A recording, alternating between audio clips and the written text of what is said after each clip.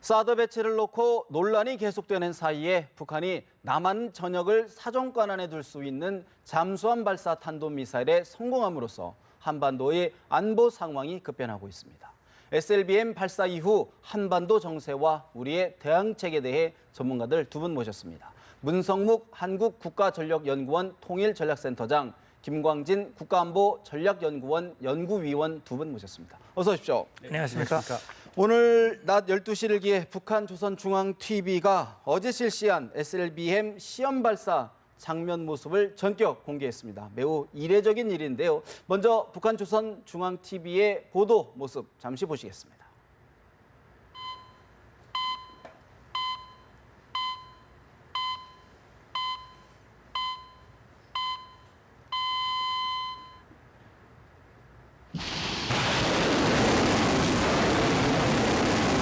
지금 보시는 장면이 어제 새벽이었죠. 동해상으로 북한이 쏘아올린 SLBM 시험 발사 장면을 북한 조선중앙TV가 보여주고 있는 건데요. 여러 각도에서 또 거리를 조절해가면서 다양하게 지금 모습을 보여주고 있는 모습 저희가 확인할 수가 있습니다. 밑에 검은 화염을 내뿜으면서 요즘 원거리에서 조금 찍은 모습으로 보이는데요.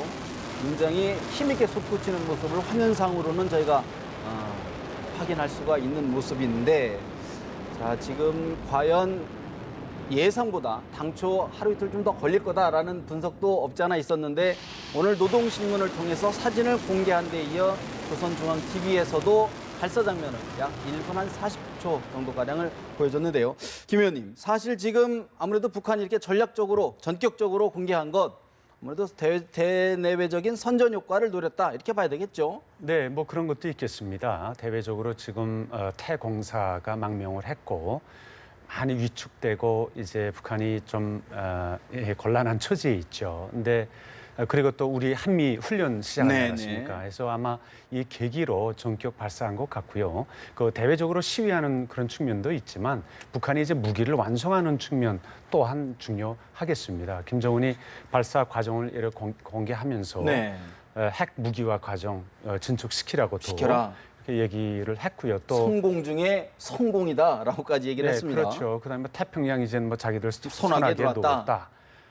완벽한 이제 핵 보유국, 핵 공격 능력을 가졌다 이렇게 이제 평가하고 있지 않습니까? 굉장히 위험한 상황이라고 저는 봅니다. 사실 센터장님, 우리 사실 전문가들이 분석하기에 이거 굉장히 좀 시간이 좀 걸릴 것이다라고 얘기했는데 4개월 만에 굉장히 비행 거리를 크게 늘렸습니다. 이런 기술적 진전 어떻게 평가를 해야 될까요? 예, 그렇죠. 원래 전문가들의 판단, 또 국방부에서도 판단한 것은 SLBM이 완성되려면 최소한 3, 4년은 걸리겠다. 왜냐하면 그동안 북한이 SLBM 사출 시험 또는 비행 시험을 작년에 4번, 금년에도 이제 4번째 한 것인데, 그동안에 보여준 것은 거리라고 그래봐야 뭐 얼마 날아가질 않았거든요. 30km 안팎. 물론 지상 사출, 수중 사출이 성공적으로 콜드 런칭이라고 하는 것이 됐고, 그다음에 이제 물 위에서 물 밖으로 나와가지고 솟구쳐서 하늘로 날아갔지만 먼 거리를 비행하지 않았기 때문에 이번에 이제 우리의 예상을 깨고 상당히 먼 거리를 비행했단 말이죠. 500km를 날아갔는데 고각 발사를 했다고 그러니까 그걸 정상적인 각도로 발사를 했다면 사거리는 그보다 훨씬 더 멀어질 것이다 하는 것인데, 지금 이제 아까 앵커께서 이례적으로 이렇게 아주 즉시 공개를 했다 얘기를 했는데, 그게 이제 우리 김 의원께서 말씀하신 대로 북한 내부의 상황을 그대로 반증해 주는 거라고 볼 수 있거든요.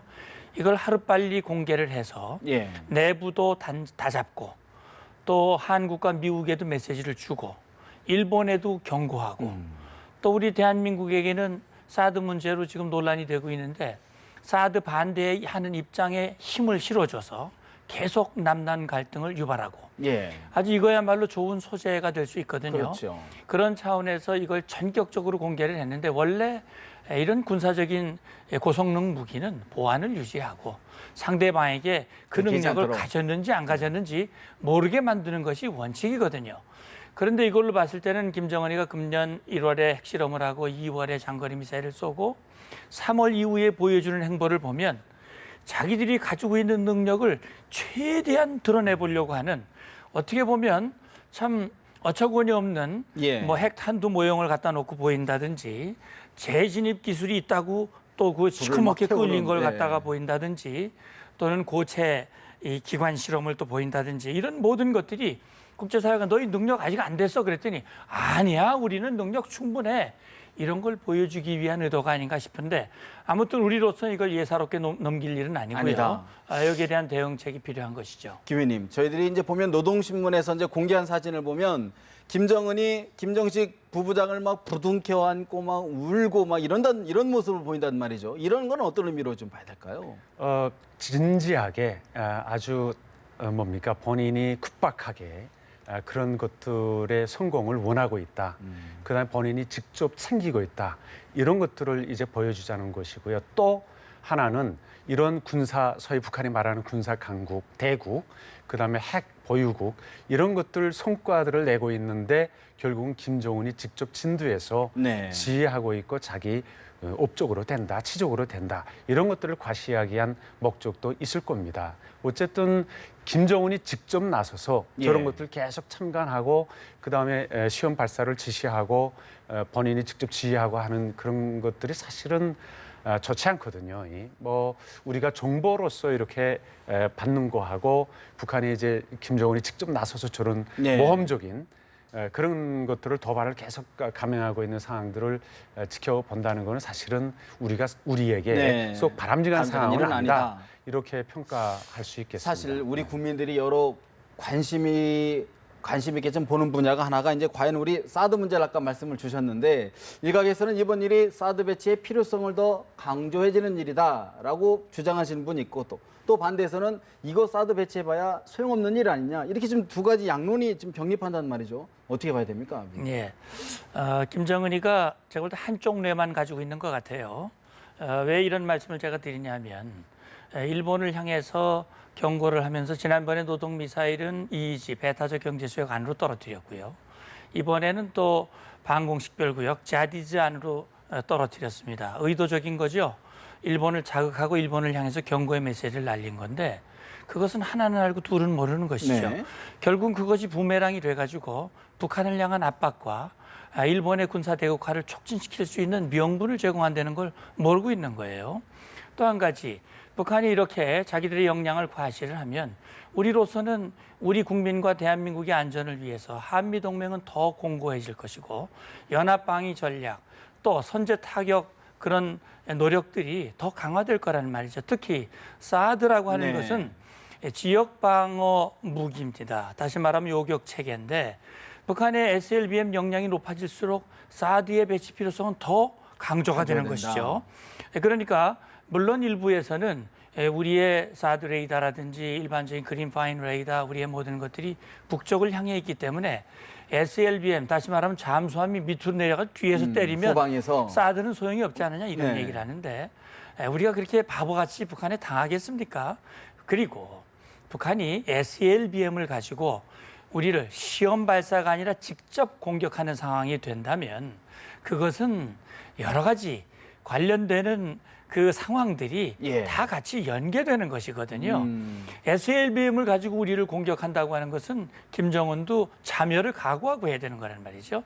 그런 상황이 됐을 때 우리의 감시, 탐지, 선제 타격 역량이 가만히 있지 않는다. 결국 사드라고 하는 것은 SLBM뿐만 아니라 북한이 가지고 있는 스커드, 예. 노동, 기타 무수단 이런 미사일들을 이 요격 방어하기 위한 다층 방어 시스템이기 때문에 북한의 미사일 위협이 높아질수록 예. 4대 배치 필요성은 더욱더 강화되는 것이다. 그렇다면 북한이 노린 것은 남남 갈등을 노린 포석이다 이렇게 봐야 되는 겁니까? 그 중요한 의도가 거기에 담겨져 있다고 봐야 되겠지요. 그리고 사드 배치가 굉장히 불편한 것이죠. 자기들이 가지고 있는 미사일 역량을 무력화시키는 쏴봐야 목표에 달성하기 전에 미리 요격해버리는. 위에서 떨어져 버리기 때문에 북한으로서는 강력히 반발하지 않을 수 없는 것이죠.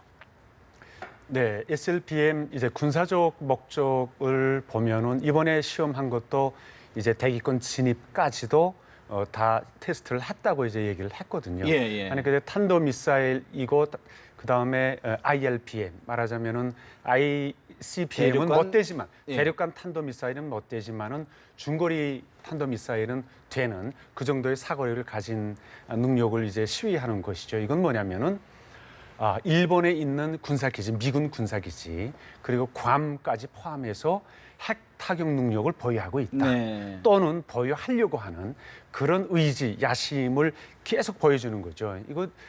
이게 위험한 겁니다. 왜냐하면은 만약 북한이 그런 능력을 진짜 보유했다고 예. 하면은 대한민국을 다 사정권에 뒀다는 얘기죠. 그 다음에 지금 뭐 핵 대국들이 이제 다 가지고 있지만은 육지에서의 공격 능력 이런 것들은 자칫하면 이제 다 선제 타격이나 선제 공격으로 예. 무력화될 수 있죠. 그래서 가장 핵심적으로 그러니까 러시아나 미국 제외하고 중국 제외하고 이제 중진급 핵 대국들이 이제 노리고 있는 것은 핵 잠수함 전력으로서 네. 이제 최소한의 핵 억지력을 보유해서 마지막 순간에 이것으로 보복하겠다 그런 걸 시하려고 하는 거 아닙니까? 그 능력을. 예. 근데 북한도 역시 그런 것들을 이제 보여줌으로 해서 미국 타격 능력이 있다.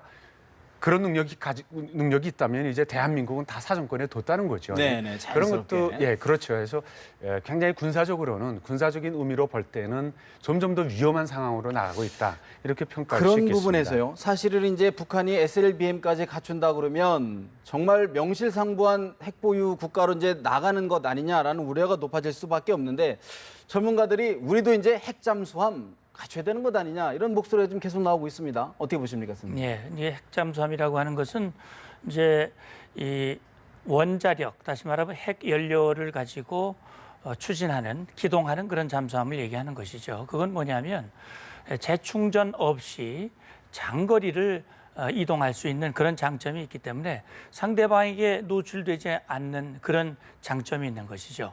이거는 아마 북한도 김정은이도 아마 그걸 노리고 있을 겁니다. 예. 지금 이제 북한이 2,000톤급 신포급 잠수함을 가지고 있는데 그 한 척 가지고는 전력화가 안 되는 것이거든요. 적어도 3척 이상 있어야 될 것이고 또 톤수도 굉장히 늘려야 됩니다. 3,000톤 그러니까 SLBM이 실제 미국의 위협이 될 수 있는 수준이 되려면 아직 넘어야 할 산들이 많다. 다만 우리 대한민국이 사정권 안에 들어가 있기 때문에 우리로서는 더 예의주시하지 않을 수 없는데 말씀하신 대로 우리가 지금 가지고 있는 잠수함들은 다 디젤 추진 잠수함입니다.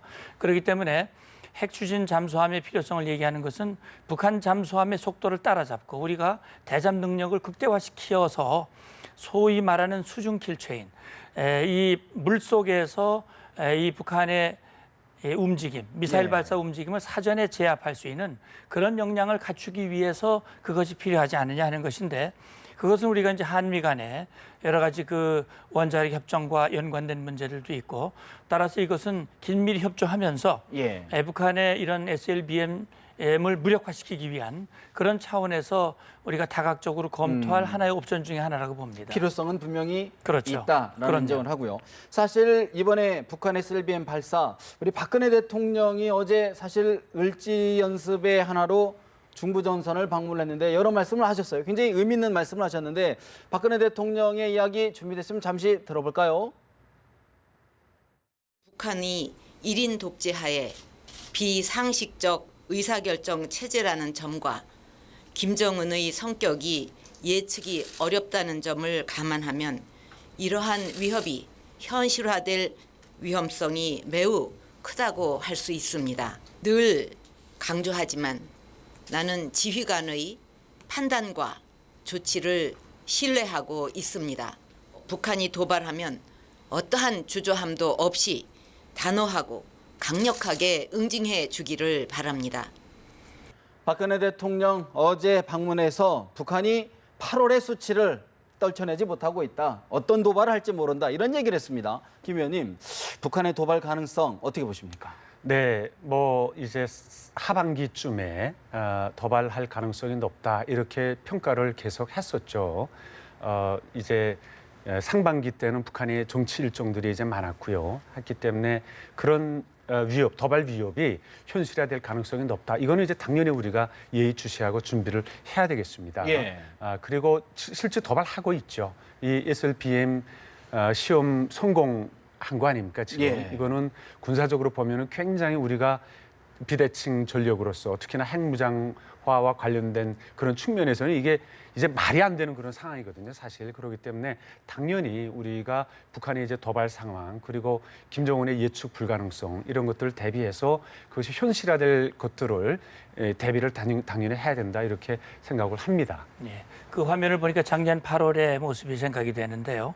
박근혜 대통령이 삼야전 군사령부에 가서 비슷한 발언을 하셨고 북한이 48시간 최후 통첩, 김정은이가 그런 통첩을 했지만 이제 24시간 안에 다시 대화를 제의하는 그런 모습을 보였는데 전 그렇게 생각합니다. 지금 대통령께서 두 가지 얘기를 했거든요. 하나는 북한의 비정상적인 의사결정 체계와 김정은의 성격 불가 예측성이죠. 예측하기 어렵다. 이런 부분인데 마찬가지죠. 김정은이가 결심하면 모든 게 다 가능하니까 그 의사결정 체제를 얘기한 것이고 어느 누구도 김정은에게 안 된다고 말할 수 없는 것이고 또 김정은이가 과거에 고모부 장성택이를 죽일 때라든지 현영 처리를 처형할 때라든지 이런 모든 것들이 사실 예측 불가능한 그러니까 금년의 핵실험, 미사일 발사 지금 또 이런 행보들이 도저히 정상적인 상태로서는 하지 말아야 될 것들이거든요. 그런 차원에서 봤을 때 SLBM 이 비협이 사실 우리의 예측과는 달리 현실적으로 다가올 수 있기 때문에 거기에 대한 대비가 철저하게 필요하다. 북한이 도발할 경우에는 나는 우리 군을 신뢰하니까 지휘관들이 눈치 보지 말고 즉각 원칙대로 원점과 지원 세력과 지휘 세력을 타격해라라고 하는 강력한 의지를 심어준 사실 것이죠. 일각에서는 이제 북한이 5차 핵실험을 통해서 명실상부한 핵 보유국으로 인정받으려고 하는 것 아니냐라는 우려가 있거든요. 어떻게 보십니까? 예, 물론 북한의 핵실험 가능성은 열려 있습니다. 왜 그러냐면 김정은이가 오늘 얘기했듯이 이제 핵탄두를 장착해서 발사할 수 있는 모든 수단들을 계속 개발해 나가라라고 하는 지시를 했고 지금 북한의 핵 위력이라고 하는 것이 뭐 완성 단계가 아니기 때문에 북한으로서는 자기들이 원하는 목표, 다시 말하면 한미 동맹의 고리를 끊어내고 자기들의 목표를 달성하기 위한 그런 여건이 만들어질 때까지 최대한 그런 그 무분별한 도발을 할 가능성이 있습니다. 따라서 지금 상황에서는 국제사회가 일치 단결해서 김정은의 저런 잘못된 판단을 바로잡기 위한 그런 노력을 해야 되는데 중국이 뭐 사드 문제 때문에 자꾸 왔다 갔다 하는데 제가 볼 때는 그것은 결국 중국 스스로에게도 손해가 되는 것이기 때문에 어떤 측면에서 손해가 된다고 보십니까? 결국은 북한의 핵 역량이 강화되고 그것이 한미일 결속으로 다가오면 결과적으로 중국의 고립을 가져오는 미국이 언제까지 또 참겠습니까? 지금 미국의 대북 제재 법안은 세컨더리 보이콧을 담고 있습니다. 결국 미군이 칼을 빼면 중국에게도 피해를 줄 수 있는 것이다. 따라서 중국이 지금은 뭐 여러 가지 남중국해 문제라든지 이러저러한 문제로 여러 가지 어려운 상황에 있기 때문에 중국이 잘못 판단하면 할 경우 상당히 돌이키기 어려운 그런 상황이 중국에게도 온다는 걸 우리가 판단해야 된다. 중국이 판단해야 된다 생각합니다. 어제 한중일 외교장관 회의에서는 사실 중국도 좀 우려의 목소리를 표명을 했거든요. 김 의원님 보시기엔 어떻습니까? 당연히 표현을 하겠죠. 그리고 아마 유엔 안보리 결의, 규탄 성명이든 뭐든 또 나올 겁니다. 지금 논의가 들어갔다고 하니까요. 근데 이제 한쪽은 뭐 성명 발표하고 북한은 자기들이 원하는 진도를 계속 나가고 있는 상황이거든요. 뭐 대기권 재진입 잘 안 됐다 하면은 그거 확실하게 해서 이제 보여주고 있고 SLBM 한 3, 4년 뒤에 될 거다 한데 되고 있지 않습니까? 그다음에 뭐 여러 가지로 미국 본토 타격 원래 북한에서 이제 뭐 장난처럼 사실 이렇게 동영상으로 해서 나왔었는데 지금 미국 쪽에서도 야 이거 현실화 되고 있다.